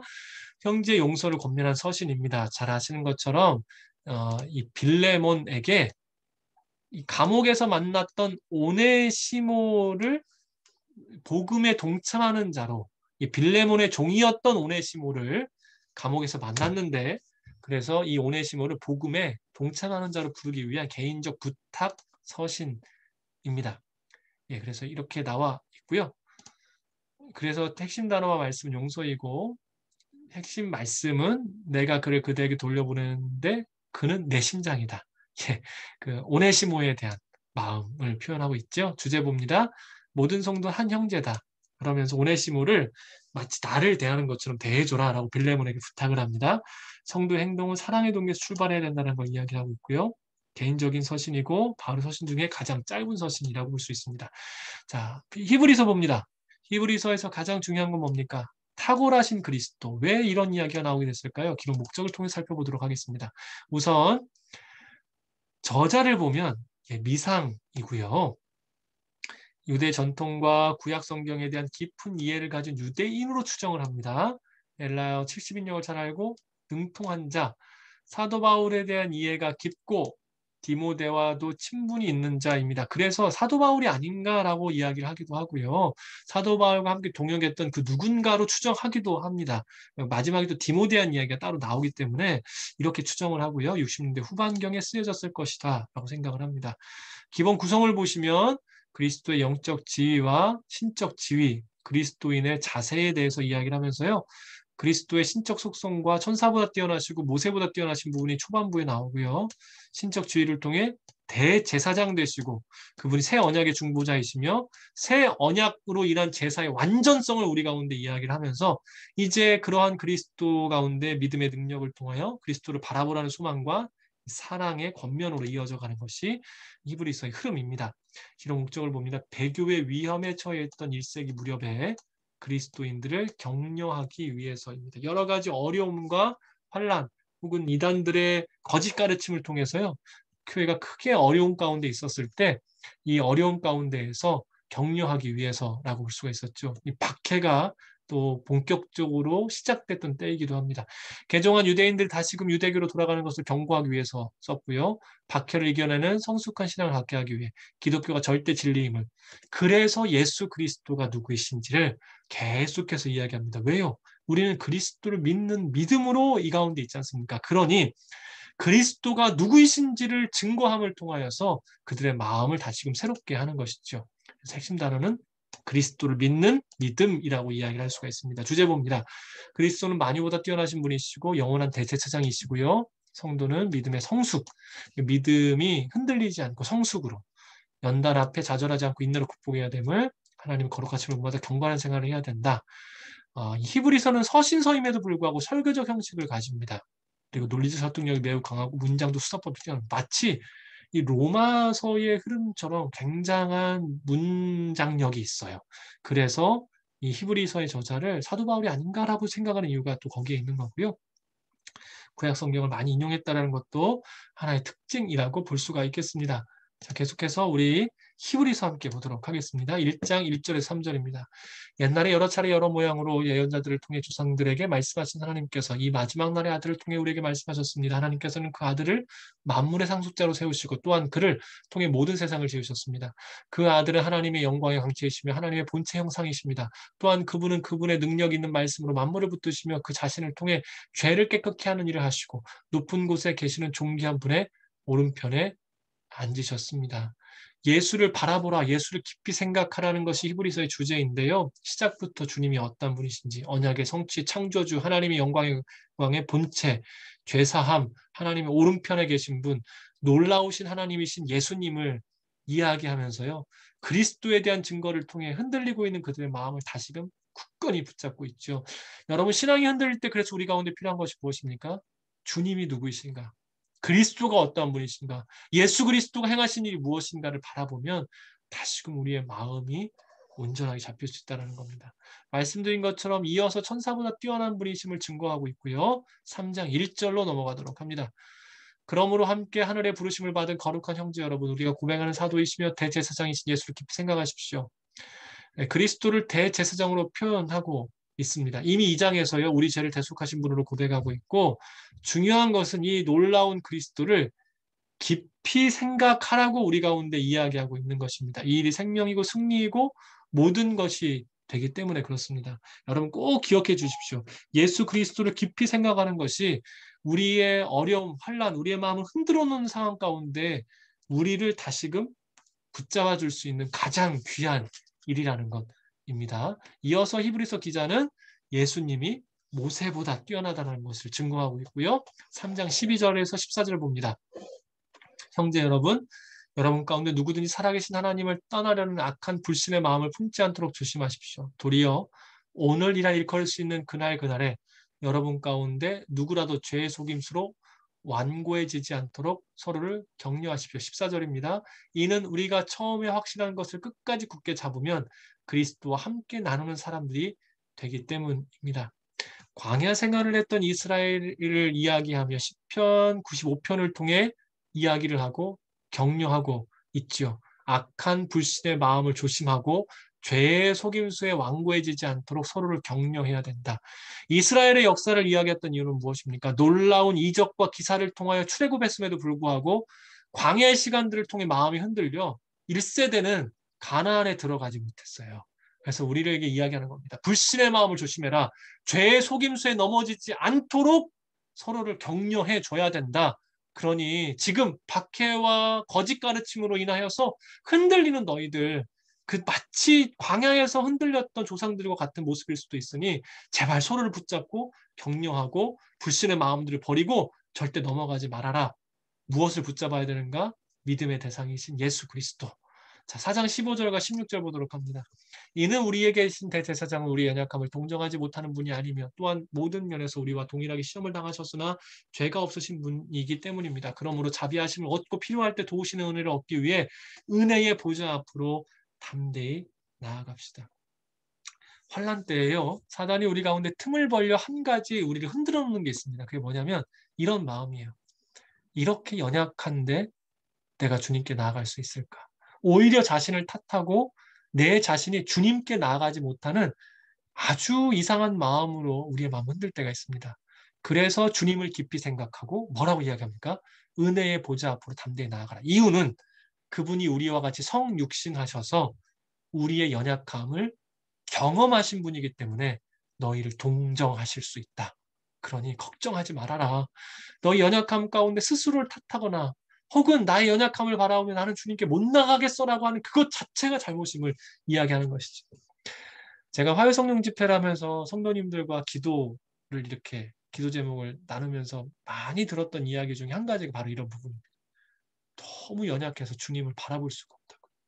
그렇지 않습니다. 그럴 때일수록 주님께 힘있게 나아가는 일이 우리에게 매우 중요한 일임을 우리는 생각해야 됩니다. 6장 1절로 넘어갑니다. 1절, 2절입니다. 그러므로 우리는 그리스도에 관한 초보적 가르침을 넘어서서 완전한 대로 나아갑시다. 죽은 행실로부터 회개하는 것과 하나님께 대한 믿음과 세례에 대한 교훈과 안수, 죽은 사람의 부활과 영원한 심판에 관한 교훈의 기초를 다시 닦지 말고 온전한 대로 나아갑시다. 여러분, 앞서서 우리가 봤던 말씀 중에서요, 최선의 것을 선택하라는 말씀 기억하십니까? 예, 비슷한 말씀이죠. 성도로서 가져야 될 삶의 자세는 무엇입니까? 오늘 초보적인 부분을 넘어서야 돼요. 그래서 6장 이 앞에 5장 말렵에 보면 젖을 먹는 사람과 단단한 것을 먹을 수 있는 사람을 나눠 놓습니다. 그래서 우리에게 뭐라고 이야기하는 겁니까? 제발 젖을 먹는 초보적인 자세, 그 초보적인 것이 무엇입니까? 죽은 행실로부터 회개하는 모습. 그러니까 자꾸 이전에 옛사람의 모습을 반복하면서 죄가 이게 죄인가 저건 죄가 아닌가 이런 것들에 매여 있는 모습. 또 어떤 겁니까? 하나님 계신가 하나님이 행하실 것인가에 대한 자꾸 하나님에 대한 회의와 낭망에 대한 마음들, 기본적인 세례와 교훈과 안수, 죽은 사람의 부활, 영원한 심판, 이런 예수 그리스도를 믿음으로 가져야 될 가장 기초적인 것들로부터 흔들리지 말고 제발 더 좋은 것, 최상의 것이 무엇인지, 최선의 것이 무엇인지를 구별하고 선택할 수 있는 자리로 나아가야 됨을 이야기하는 것입니다. 사랑하는 여러분, 오늘 우리에게 필요한 것이 바로 이 부분인데요. 제가 아마 일전에 한번 말씀을 드렸을 겁니다. 저희 교수님께서 저희 전도사들에게 부탁하신 것 중에 한 가지가 여러분, 이제는 제발 죄인지 아닌지에 대해서 구별하는 것을 좀 떠나서 무엇이 더 좋은 것인지에 대해 생각할 수 있는 자리까지 나가야 된다. 신앙의 초보적인 모습이 이거 죄인가? 이런 모습은 좀 제발 버리고 주를 향하여 더 좋은 선택이 무엇인지, 좋은 것들 중에 더 온전한 것이 무엇인지 선택할 수 있어야 된다. 이야기하는 것이죠. 예, 오늘 우리의 삶이 진정으로 그래야 됩니다. 9장 12절과 15절 봅니다. 그는 염소와 송아지의 피가 아닌 자신의 피로 단번에 지성소에 들어가셔서 영원한 구속을 완성하셨습니다. 그러므로 그리스도께서 새 언약의 중보자이십니다. 그분은 첫 언약 아래 저지른 죄들에 대속하시려고 죽으심으로써 영원한 유업을 얻기 위해 부르심을 받은 사람들로 하여금 약속을 받게 하셨습니다. 예수 그리스도께서 이러한 분이심을 다시 한번 증거하고 있고요. 자, 이러한 예수 그리스도를 바라보는 자에게 있어야 될 중요한 자세를 10장 39절에서 이야기를 합니다. 그러나 우리는 뒤로 물러나 멸망에 이르는 사람이 아니라 믿음을 갖고 생명을 얻을 사람들입니다. 제가 개인적으로 마음이 어렵고 힘들 때 이 말씀을 정말 많이 외칩니다. 우리는 뒤로 물러가 침례에 빠질 자가 아니요 오직 영혼을 구원함에 이르는 믿음을 가진 자이니라. 우리가 어떤 사람들이라고요? 뒤로 물러가 침륜, 멸망에 빠질 자가 아니라는 겁니다. 사탄은 자꾸 우리로 하여금 안 된다라고 이야기를 하면서요. 우리로 하여금 자꾸 뒤로 물러가게 하는데 외쳐야 됩니다. 뒤로 물러가 침륜에 빠질 자가 아니라 오직 영혼을 구원함에 이르는 오늘 우리 말씀 성경에 뭡니까? 믿음을 갖고 생명을 얻을 사람들이라는 것을 우리 스스로가 외쳐야 된다는 것이죠. 그래서 이야기하는 겁니다. 그 믿음을 갖고 생명을 얻을 사람들인데 그 믿음이란 뭔가? 11장 1절 2절이 증거하죠. 믿음은 바라는 것들의 실체이며 보이지 않는 것의 증거입니다. 참으로 조상들은 이 믿음으로 인정을 받았다. 믿음이 뭡니까? 여러분, 보이지 않지만 바라는 것. 그래서 오늘 우리는 뒤로 물러가지 않게 된다라는 것입니다. 이어서 믿음의 선진들에 대한 이야기를 쭉 합니다만 11장 6절에 아주 중요한 이야기를 합니다. 신앙생활의 가장 중요한 이야기요. 믿음이 없이는 하나님을 기쁘시게 할 수 없습니다. 그러므로 하나님께 나아가는 사람은 하나님이 계신 것과 하나님은 그분을 간절히 찾는 사람들에게 상 주시는 분임을 믿어야 합니다. 여러분, 제가 기도에 대해서 이야기를 할 때 이 부분 여러 번 언급했을 것입니다. 신앙생활도 동일한데요. 기도에 있어서 가장 중요한 것은 뭐라고 말씀드렸습니까? 대상에 대한 인식. 기도는 혼잣말이 아니라 대상을 설정해야 하는 것이죠. 그런데 그 대상이 능력이 있고 전지전능해야지만이 기도할 수 있는 대상이 되는 것입니다. 그래서 우리가 하나님에 대한 인식이 있어야 기도가 비로소 성립이 돼요. 그런데 대상을 설정하고 기도자인 내 가운데에 이 기도가 온전해질 수 있도록 이어주는 가장 중요한 요소 딱 한 가지만 꼽으라면 무엇이겠습니까? 믿음입니다. 대상이 위대한 줄은 알겠어요. 근데 기도의 대상이 위대한데 그 대상에 대한 믿음이 전혀 없어요. 여러분, 그러면 기도가 되겠습니까? 기도도 시작도 못하고 기도도 안 되는 것이지요. 일상도 마찬가지지 않습니까? 상대가 누군 줄 아는데 이 사람이 이것을 들어줄 것에 대한 믿음이 하나도 없어요. 그럼 말을 건네봤자 무슨 표현이 있겠습니까?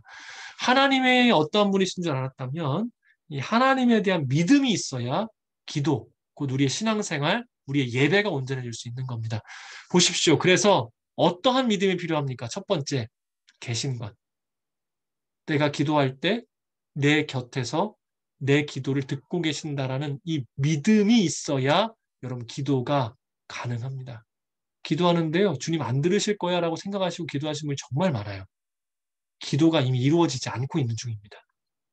주님이 내 곁에 계셔서, 하나님은 계시고, 그런데 그분이 내 곁에 계셔서 나의 기도를 듣고 계신다. 그리고 또 어떤 믿음입니까? 간절히 찾는 자들에게 상 주신다. 내 곁에 계셔서 듣고 계신 그분이 이루어 주실 것이다라는 믿음이 있어야 기도가 이루어질 수 있다라는 것이죠. 예배가 똑같지 않습니까? 하나님이 계시고 나의 곁에 계셔서 나 예배를 받으시고 주님을 찾는 나에게 영광으로 임재하신다는 것이 예배 드리는 자의 기본적인 모습이지 않겠습니까? 그래서요, 믿음이 없이는 하나님을 기쁘시게 할 수가 없기 때문에 그가 계신 것과 찾는 자들에게 상 주시는 이심을 믿은 것이 우리 신앙의 기본이 됩니다. 자, 그래서 이러한 말씀들 가운데 믿음에 대한 이야기를 쭉 하고 히브리서 12장 1절과 2절 말씀을 통해 우리에게 다시 한번 권면합니다. 이와 같이 우리를 둘러싼 구름같이 많은 증인들이 있으니 모든 짐과 얽매이기 쉬운 죄를 벗어버리고 인내로서 우리 앞에 놓인 경주를 합시다. 믿음의 창시자요 완성자이신 예수를 바라봅시다. 그는 자기 앞에 놓여 있는 기쁨을 위해 부끄러움을 개의치 않으 십자가를 참으셨습니다. 그래서 그는 하나님의 보좌 오른편에 앉게 되셨습니다. 환난과 이단의 어려움 가운데 있는 성도들에게 그리스도의 희생을 이야기하는 것 있죠. 특별히 여러분, 이제 오늘 우리가 주님을 바라보는 자로 살기 위해서 필요한 모습들을 이야기를 합니다. 얽매이기 쉬운 죄, 그리고 모든 짐을 벗으라라고 이야기를 하고 있습니다. 그것이 어떤 것인지를 바라보고 구별해내는 것 굉장히 중요하고요. 또 한 가지요. 인내로서 경주해야 됨을 꼭 기억해 주십시오.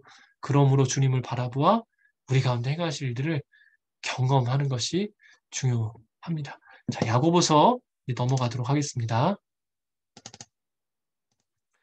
야고보서는 잘 아시는 것처럼 행함이 있는 믿음이 주제이고요. 60년대 초반경에 쓰여졌을 것으로 추정합니다. 기본 구성을 보면 이제 가장 원론적인 교훈으로부터 인내와 믿음의 실천을 통하여서 어떠한 삶의 자세, 실질적인 교훈인 성도 간의 윤리와 말과 경계의 대상에 대한 이야기로 하고요.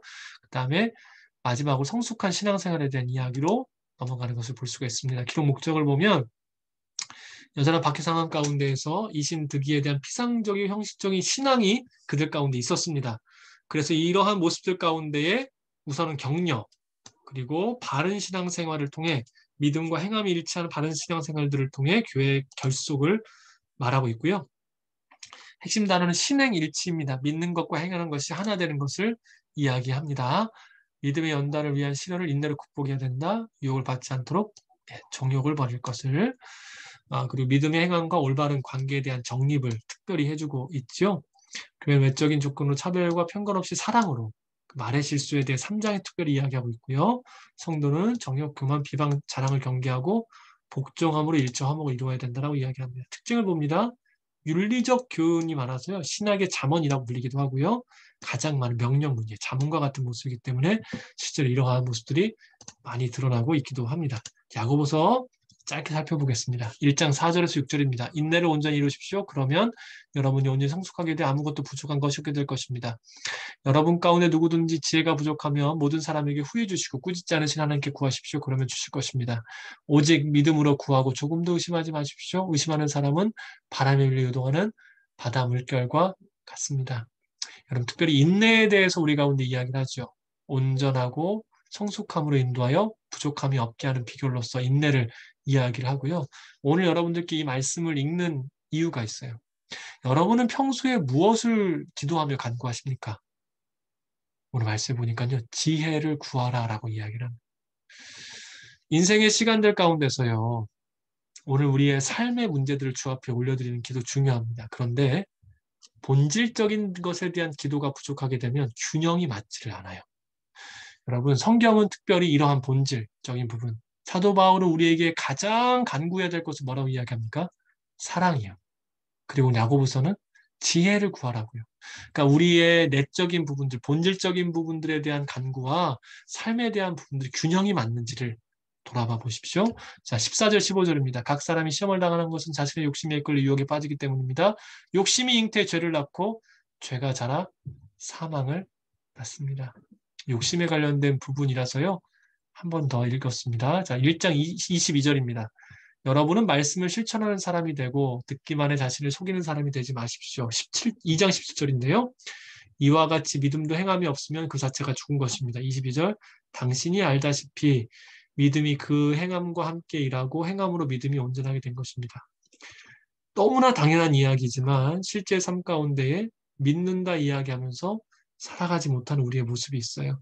특별히 이제 행함이 있는 믿음의 참모습을 1장 27절에서 이야기를 해주는데요. 1장 27절 잠시 보도록 하겠습니다. 하나님 아버지 앞에서 정결하고 흠이 없는 경건은 환난 가운데 있는 고아와 과부를 돌보며 세상으로부터 자신을 지켜 물들지 않도록 하는 것입니다. 믿음을 요구하는 야고보서가 믿음의 발현이라고 이야기할 수 있는 경건의 모양들을 이야기를 하면서요. 뭐라고 이야기합니까? 환난 가운데 있는 고아와 과부를 돌보고 세상으로부터 자기를 지키는 것. 특별히 코로나 시대로 인해서요. 어려움이 처한 분들이 많이 있으십니다. 여러분, 우리 가운데 그들을 향한 마음이 있는지, 우리의 기도 가운데 그들을 향한 기도가 있는지를 꼭 한번 돌아보셨으면 좋겠습니다. 믿음이 행함으로 이어지는 데 있어서의 첫 발걸음은 어쩌면 이것으로부터 시작할 수도 있기 때문이죠. 3장 2절을 보시면 말실수에 대한 이야기를 우리 가운데 권면하고 있는데요. 여러분 부탁드리는 것은 교회 안에서의 가장 큰 상처는 대부분 말입니다. 그래서 말에 대한 부분들을 믿음을 가진 자로서 어떻게 절제해야 될 것인가를 고민하는 것도 우리의 모습이고요. 4장으로 넘어갑니다. 13절, 14절입니다. 자, 이제 오늘이나 내일 어느 도시에 가서 1년 동안 지내며 돈을 벌겠다고 말하는 사람들이요. 여러분은 내일 무슨 일이 일어날지 모르며 여러분의 생명이 무엇인지 알지 못합니다. 여러분 잠깐 있다 없어지는 안개입니다. 제가 이 말씀을 굳이 읽는 이유가 있습니다. 자, 13절 보십시오. 1년 동안 지내면서 어떤 도시에 가서 돈을 벌겠다고 한답니다. 여러분, 이 모습이 자연스러우십니까? 부자연스러우십니까? 자연스럽죠. 만약에 누가 저에게 1년 동안 어디에 가서 일하면 10억 주겠다라고 하면 여러분 제가 갈까요? 안 갈까요? 가지요. 왜 안 가겠습니까? 당연히 가야지요. 10억을 준다는데요. 여러분 그런데 그에 비해서 오늘 우리가 돈을 위해서 그렇게 움직이는 것이 어렵지 않아요. 그런데 주님의 나라와 주님의 뜻을 위해서는 어떻습니까? 고민하십니까? 흔쾌히 움직이시고 기뻐하십니까? 그래서 14절에 이런 표현을 쓰는 겁니다. 여러분은 내일 무슨 일이 일어날지 모르며 생명이 무엇인지 알지 못하고 잠깐 있다 없어지는 안개라는 표현을 쓰고 있습니다. 안개와 같은 인생이 진정으로 집중하고 중심을 두어야 될 것이 무엇인지를 묻고 있습니다. 돈에 대하여, 이윤에 대하여, 이익에 대하여 어렵지 않게 움직이는 우리의 삶에 대해서 돌아보며 더 중요하게 생각해야 될 것이 무엇인지를 야고보서는 믿음을 가진 자에게 묻고 있는 중이지요. 자, 이제 베드로전서 넘어가도록 하겠습니다. 베드로전서는 고난 중에 소망에 대해서 이야기를 하면서요. 64년경쯤에 쓰여졌을 것으로 생각을 합니다. 성도들의 특권에 대해서 보시면 나와 있고요. 성도의 의무와 이 고난 가운데 있었던 핍박자에 대한 자세, 고난의 유익과 성도의 봉사까지 이 성도들의 자세를 이야기해주고 있습니다.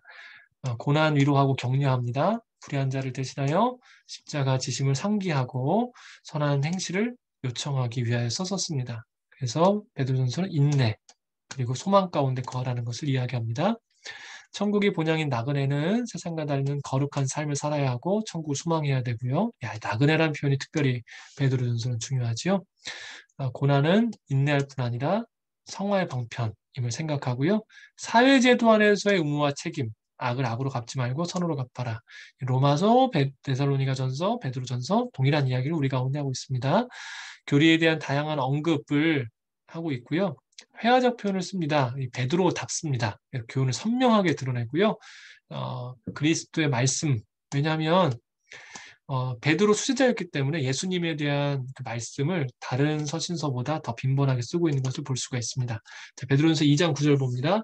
그러나 여러분은 택하신 족속이요 왕같은 제사장들이요 거룩한 나라요 구분의 소유된 백성이니 이는 여러분을 어두움에서 불러내어 구분의 놀라운 빛으로 들어가게 하신 분의 덕을 선포하기 위한 것입니다.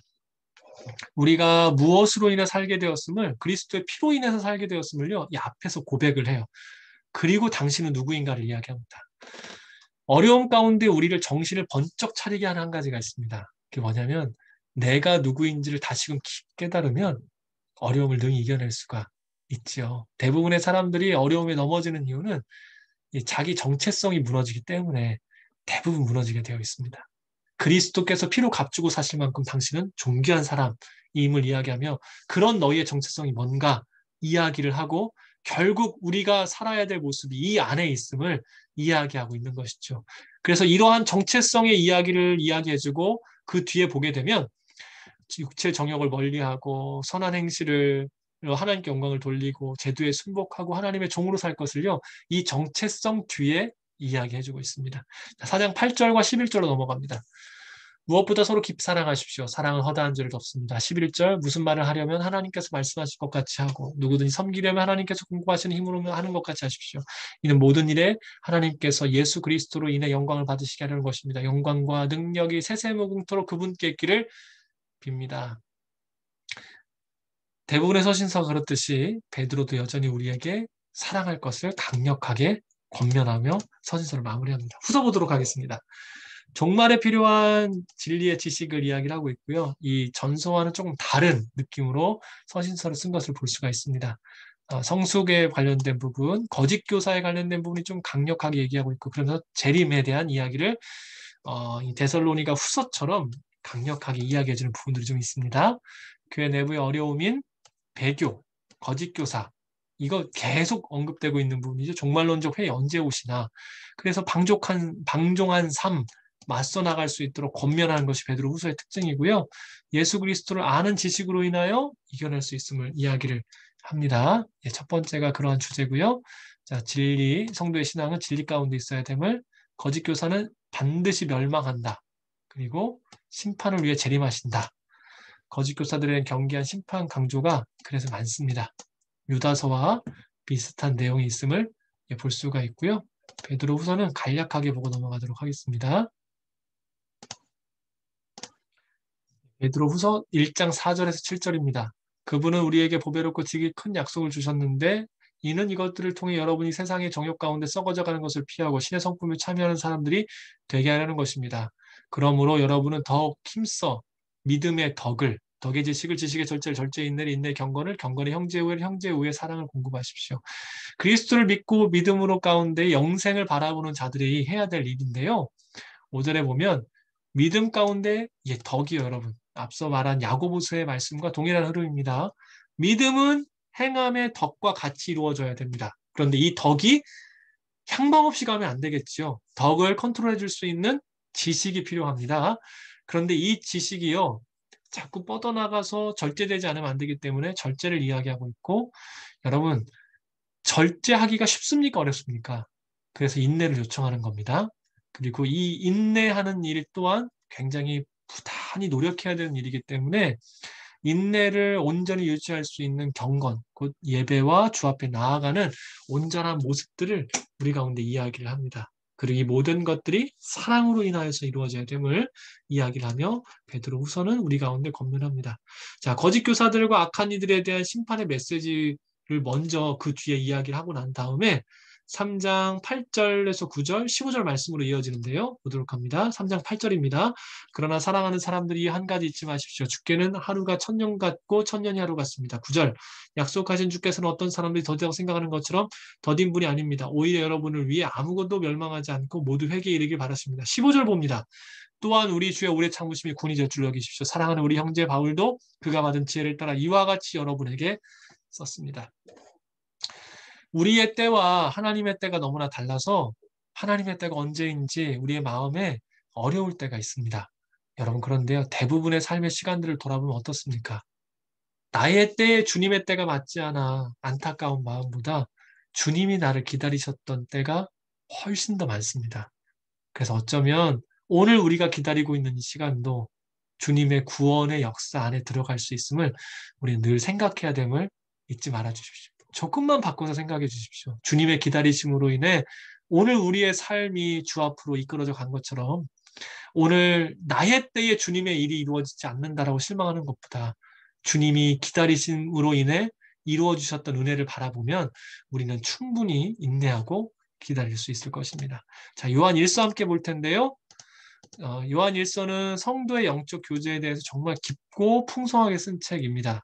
요한 1서부터 요한 계시록까지는 이 90년도 1세기 말엽에 쓰여졌다라고 추정하고 있고요. 그리스도 안에서의 하나님과의 참된 교제, 성도 안의 교제를 이야기합니다. 특별히 이때는 이 앞선 서신들이 네로의 박해로 인한 어려움으로 격려했다라면 이 도미티아노스의 박해로 인하여서 정말 심각한 박해가 있었던 때입니다. 거기에 더불어 이원론적 사고로 인한 영지주의가 아주 극성을 부렸고요. 거짓 교사들도 여전히 있었습니다.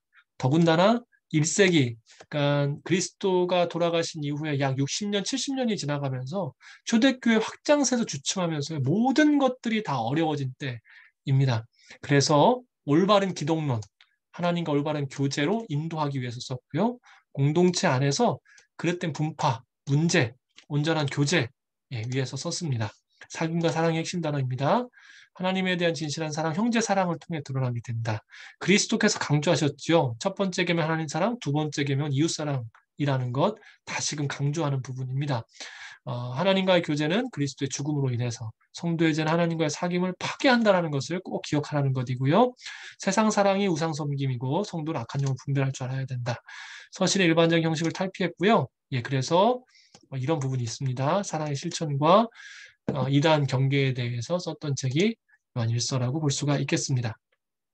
요한일서 1장 1절 봅니다. 이 글은 생명의 말씀에 관한 것입니다. 생명의 말씀은 태초부터 있었고 우리가 들었고 우리 눈으로 보았으며 우리가 주목했고 손으로 만져본 것입니다.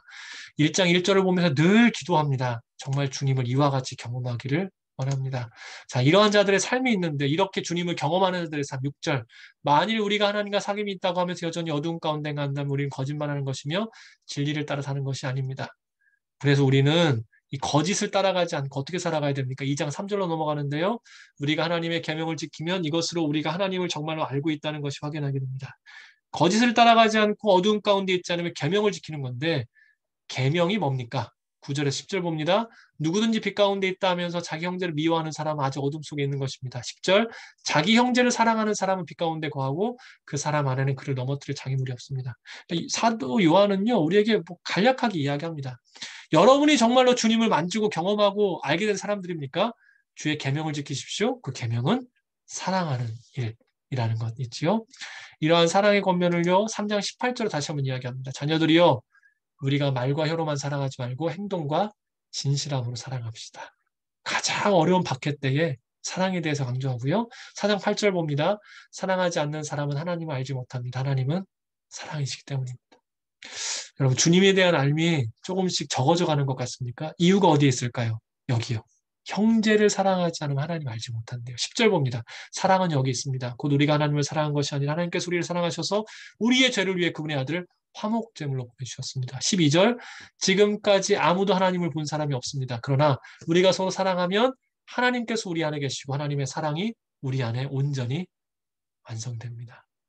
사도 요한은 우리에게 주님을 만지고 보고 듣고 경험할 것을 강력하게 요청합니다. 1절 말씀으로 시작하면서 어떻게 이루어질 수 있을 것인가? 뭐라고 이야기합니까? 서로 사랑하면. 그리스도가 우리를 위해 사랑으로 인하여서 죽으셨던 것처럼 서로 사랑하면 그러한 실질적인 영적 경험이 우리 안에 있을 것임을 강력히 권고하고 있죠. 요한일서 여기서 마치고요. 이제부터는 개론 내용만 쭉 살펴보도록 하겠습니다. 성경 본문은요, 이 PPT에 나와 있는 부분만 짧게 보겠습니다. 이서를 보면 이서도 일서와 비슷한 때 쓰여졌을 거라고 보고 있고요. 기록 목적은 요한일서와 비슷합니다. 특징은 아버지와 그리스도를 아버지의 아들로, 그리고 이단 세력을 그리스도에 대적한 사람으로. 대신에 일서가 서신 형식을 좀 버렸다면 이서는 서신 형식에 충실하게 쓰면서 이제 앞에서의 부분들을 보완했다고 볼 수가 있고요. 요한 3서 봅니다. 요한 3서 다른 것보다 가이오에게 쓴 편지라는 거 아시죠? 디오드레베 본받지 말아라. 데메드리오 예, 진리 가운데 그와 같이 진리 가운데 거하라. 그래서 진리 안에서 행함이 중요한 말씀이고요. 2절 말씀 유명하지 않습니까? 사랑하는 자의 내용을 잘된 것 같이 네가 범사에 잘되고 강건하기를 강구하노라. 11절에서는 그래서 악한 것을 본받지 말고 선한 것을 본받으십시오 라고 이야기를 합니다. 유다서 넘어가도록 하겠습니다. 마지막 때의 배교에 대해서 싸우라. 이 유다서가 그래서 아까 말씀드린 것처럼 베드로 후서와 비슷합니다. 70에서 80년경 쓰여졌을 것이라고 추정합니다.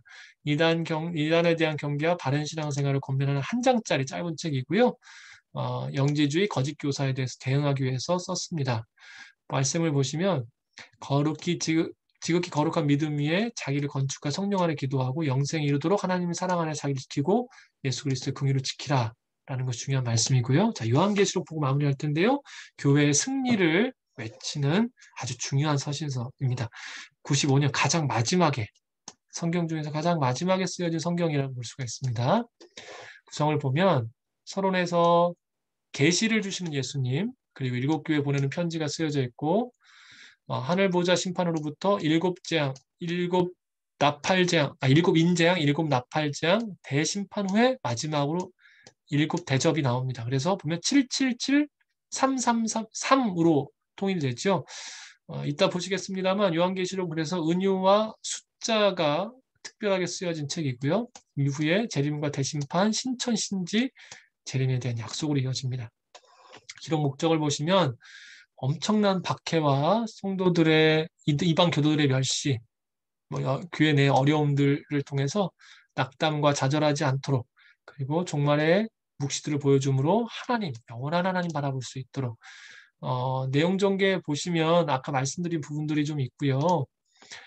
특별히 이제 보신 것처럼 말세, 환란 이렇게 부분들을 통하여서 이러한 내용들로 이어지면 시간이 너무 많이 지나서 넘어가도록 하겠습니다. 핵심 단어와 말씀을 보시면 내가 속히 갈 것이다. 주님을 다시금 환란 때에 바라보라는 부분들을 볼 수가 있고 요한계시록 1장 3절 말씀 잘 아시죠? 읽고 듣는 사람들에게 복이 있다. 너는 이것을 기록해라. 라는 말씀이 중요한 말씀으로 볼 수 있고요. 성도들의 인내 여기에 있다. 계명들과 믿음을 지키는 사람들이다. 20장 12절을 보면 큰 사람이든 작은 사람이든 보좌 앞에 있는데 생명의 책 그리고 죽은 사람들의 행위가 기록되어 있다. 주께서 아시고 기록하신다라는 것을 그들에게 분명하게 이야기합니다. 신천신지지와 새하늘과 새 땅이 있다라는 것, 소망에 대한 이야기를 하고요. 주께서 다시금 이야기하십니다. 진정으로 다 이루셨음을 그리고 초대하시는 말씀, 이기는 자에게 상속하신다라는 것. 마지막으로 22장 20절입니다. 아멘 주 예수여 오시옵소서. 우리 안에 이런 고백이 있기를 이야기해주고 있고요. 주제를 보면 하나님이 모든 역사의 주관자이심을 이야기하고 있고 반드시 재림이 있고요. 악한 자들에 대한 영벌, 최후의 심판과 신천신지. 그래서 우리는 순결을 유지해야 됨을. 마지막입니다. 특징. 비문법적 용례, 은유와 숫자에 관련된 부분들 많이 있어서요. 이 부분은 좀 배경과 안의 내용들을 자세히 살펴보지 않으면 조금 어려운 책이기도 합니다. 재림하실 예수 그리스도께 초점을 맞추었던 내용입니다. 자, 오늘 내용은 여기까지 하도록 하겠습니다.